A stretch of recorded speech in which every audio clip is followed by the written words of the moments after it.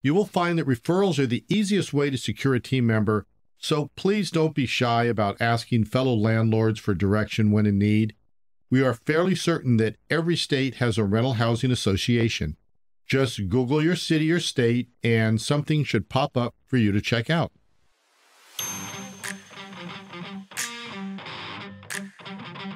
Welcome to your Landlord Resource Podcast.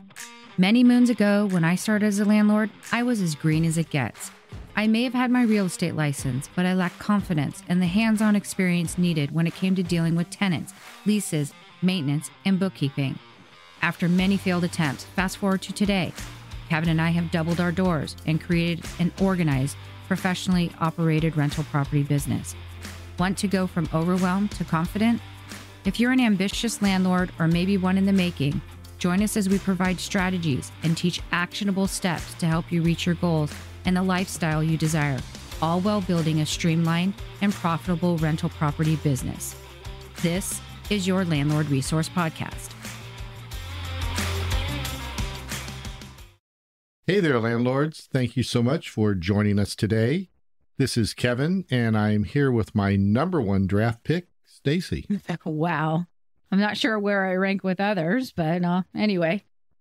Welcome to part 2 of our podcast discussing office operations and all the different people and software landlords should have on their rental property team to make the business side run smoothly.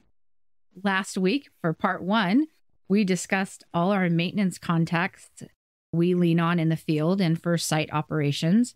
And as we said, it's not just people that are part of our team. We also discuss how software can make a huge difference in how landlords run their rental property business.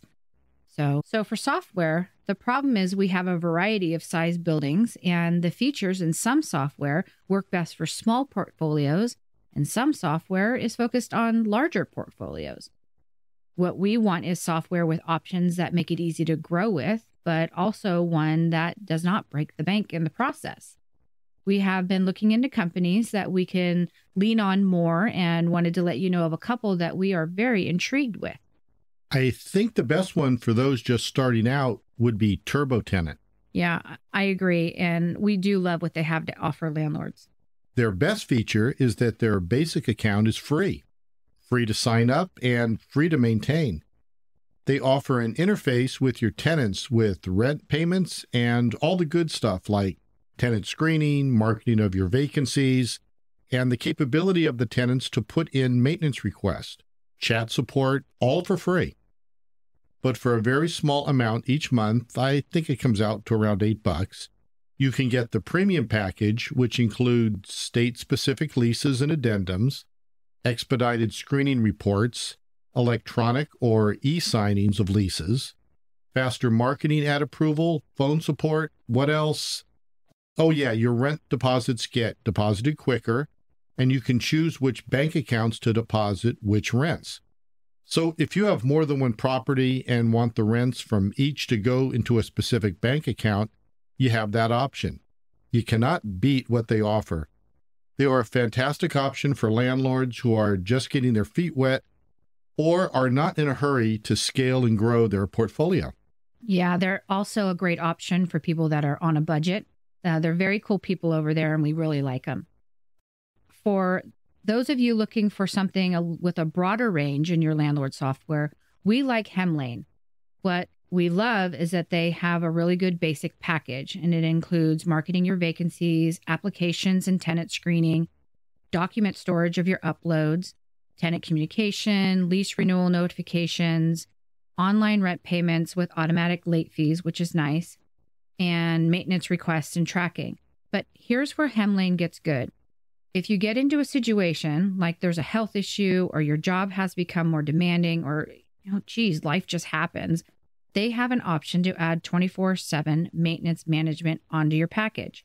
So you just upgrade your account, and when your tenants have an issue, they contact your maintenance support, and it all gets taken care of using your maintenance team or those who you designate.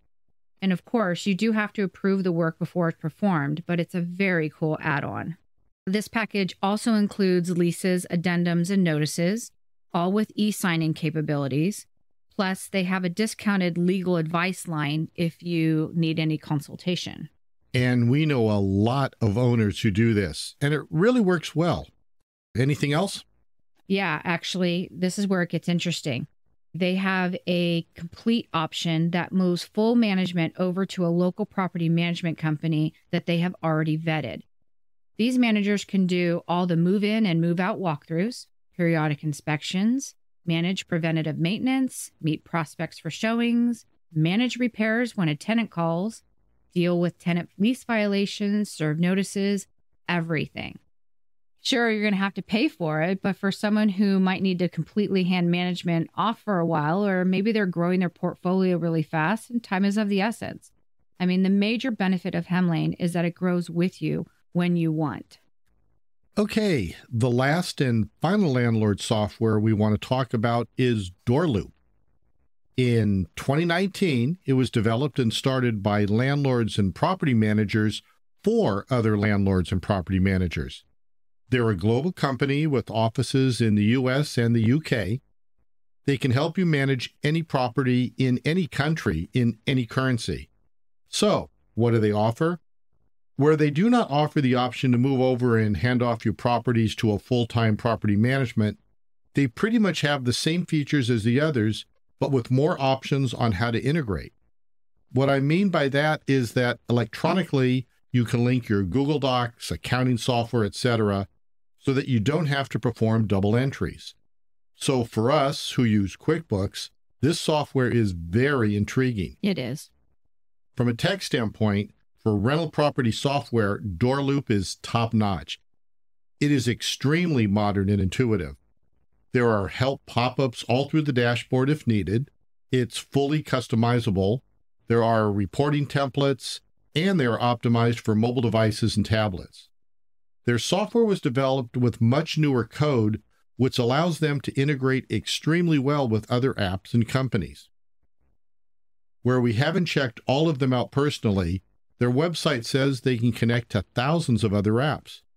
This also means they can work very quickly on product updates and take action on customer feedback to release updates. Lastly, they are known for world-class support. Their account exec team is available anytime for demos. They have an awesome onboarding team, accessible to customers who often book same-day virtual training. And their customer support team has a 98% satisfaction score and responds on an average of under 5 minutes. So, we will put a link to check out TurboTenant, Hemlane, and DoorLoop in the show notes. I mean, you can't go wrong with any of them. It just depends on where you are in your landlording journey and what your financial situation is. I do want to say there is one more software that we do use, and we really like it. And I think it's important to note that I have an accounting and finance background. Money and analysis is very important to me, so we use QuickBooks for all of our bookkeeping. We can invoice our tenants each month, which is nice, so they get a reminder in their email to pay their rent. They can pay us by ACH or pay a fee to use a credit card, and the money is deposited right into our checking account. Using QuickBooks for our bookkeeping allows us to do a deeper dive into analysis and evaluate all the income and expenses. So we can segment these income and expenses by property and even down to the unit, which is really nice, or we can see an overall picture of how we are doing with all our properties combined. Also, we can see where we are on depreciation of our buildings and have a better idea of when it is getting time to scale by selling a property and upgrading to a larger one. And we're going to put a link in the show notes for QuickBooks so you can check them out as well. So I would say that it's a toss-up whether our CPA or our lawyer is our next most frequent call. Well, we may not need to call on him often, but it sure seems like our real estate attorney would be next. As a landlord, we cannot express enough the importance of an excellent real estate lawyer. We have called upon our real estate attorney multiple times for clarification on landlord-tenant law. Additionally, he has assisted us with verbiage when writing leases, advice on how to avoid an eviction, setting up our LLC, legal communication with unhappy neighbors, and note structure for private lending. Lastly, our attorney set up our personal family trust. The final document was very comprehensive, and he worked hand in hand with our CPA to ensure our estate was all set up to get the best tax benefits now, in retirement, and then for our heirs later on. How did we meet our lawyer? Actually, our insurance broker referred him. If you are unsure where to start to find referrals, try joining a local rental property group, Bigger Pockets Landlord Forum, AAOA, or a local or state association for rental property owners.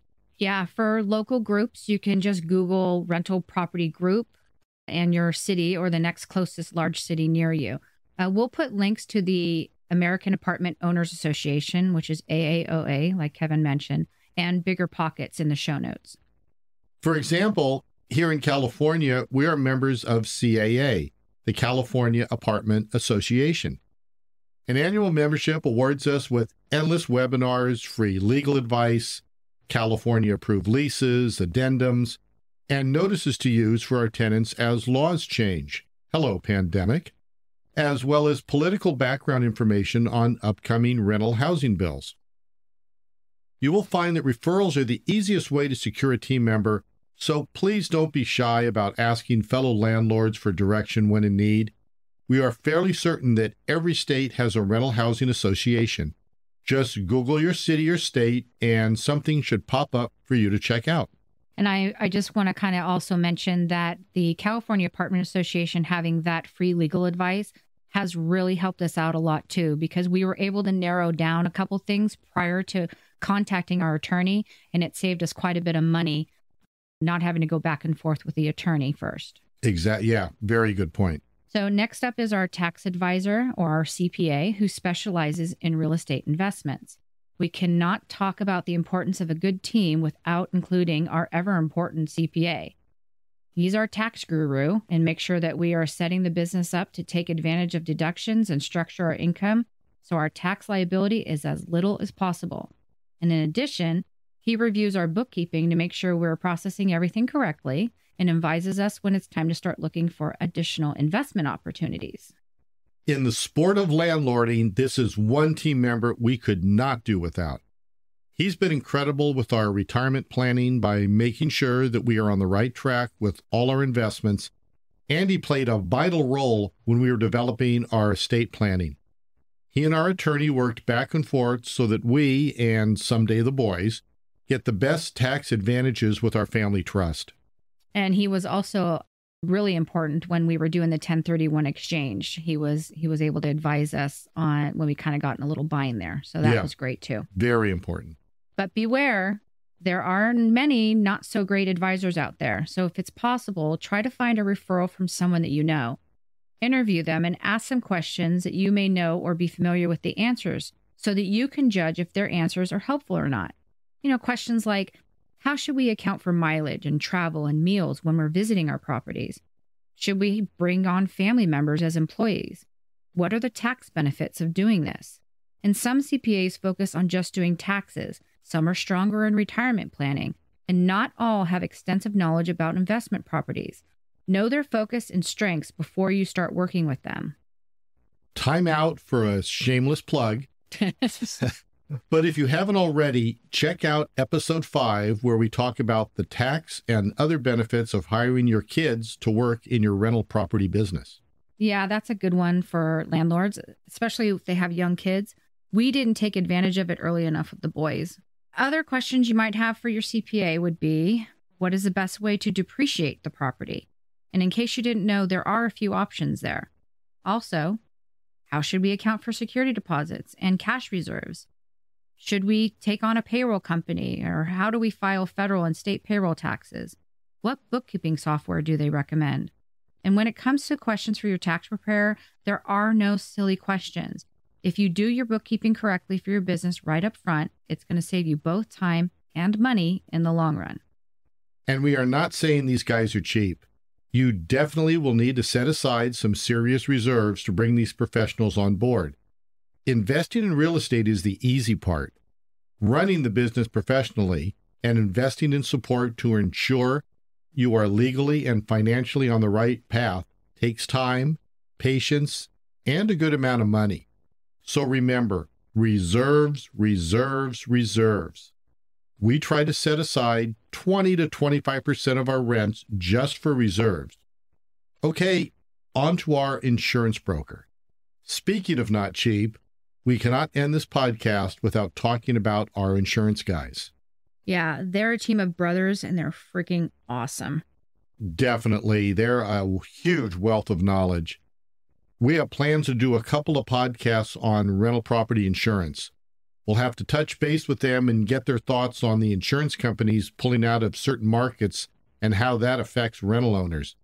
But the relationship with our brokers started with Stacy in, about 94? Yep. My late husband and I needed commercial insurance for a lighting store. And back then, all of our family members used AAA, and they don't offer commercial insurance. So we had to find someone on our own. And the guys we use now, their dad had a small office and business in our town. And I think our banker referred us to him. But he grew the business over the years, and now the sons have taken over, and they handle all of our insurance needs. We hold our home, auto, commercial, umbrella, and life insurance policies with them, and they even handle some investments for us. They're really a great group, and we have a good relationship with all the employees there.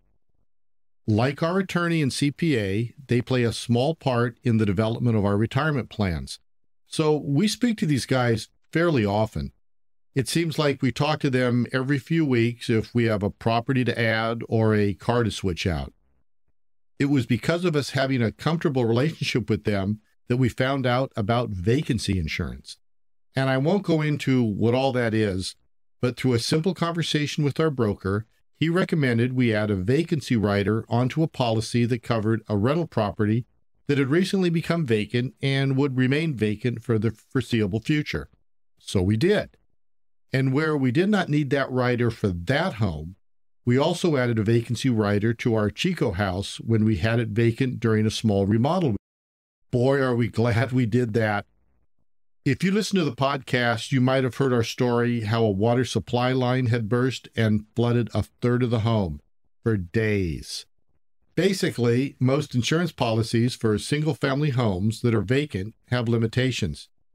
If you do not add a vacancy rider on, you risk not having coverage for such things as what happened to us. Without that rider, we would have had to pay tens of thousands of dollars in remediation and replacement costs. Yeah, and all because we had a friendly conversation with our broker and mentioned one of our rentals was vacant. We love them not only because they run their business well and they look out for us, but it's also nice to have only one phone call to make when you have to make changes to the policies. I mean, I think we have somewhere in the range of 20 to 25 policies and accounts with them. And that doesn't count family members who I help with their policies as well. So yeah, we talk to them quite a bit. So moving on, and where we don't talk to them often, we should mention we have a pretty good relationship with our banks and loan companies. If you are just starting out and looking to invest in your region, banking with a local bank makes a lot of sense. They are usually very good at personal communication, they have competitive loan rates, and often it's easier to get a loan approved by a smaller bank than the big loan institutions. That is another very good point. On this episode, and part 2 of who are important members of our team on the business side of things, we told you about how we can benefit from certain software like TurboTenant, Hemlane, DoorLoop, and also QuickBooks. And we finished with how our real estate attorney, CPA, insurance broker, and our bank or loan companies were important to us. Did we miss anything?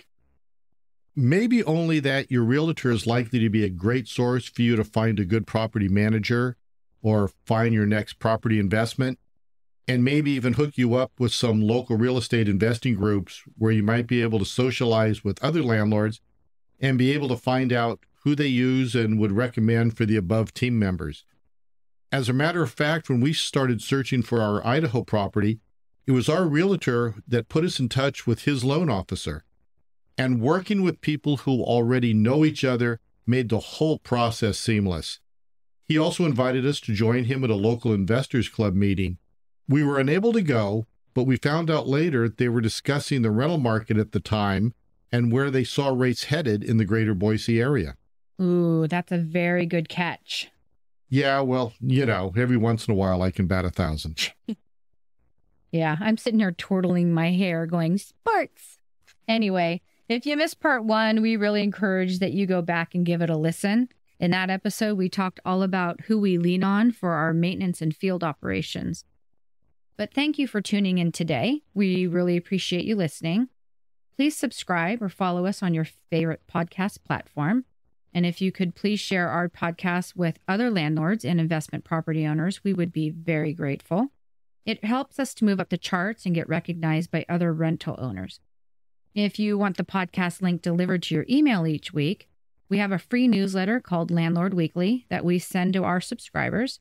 It comes out every Tuesday and includes all kinds of tips, early access to our blogs, landlord-specific articles that are written by other industry pros, our favorite landlord products that we really do use in our business, and the most recent link to this podcast.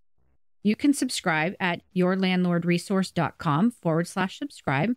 That's yourlandlordresource.com/subscribe. We will also include the link to subscribe in the show notes. Thanks again. I am Stacy, signing off with my favorite teammate, Kevin. Until next time, you got this, landlords.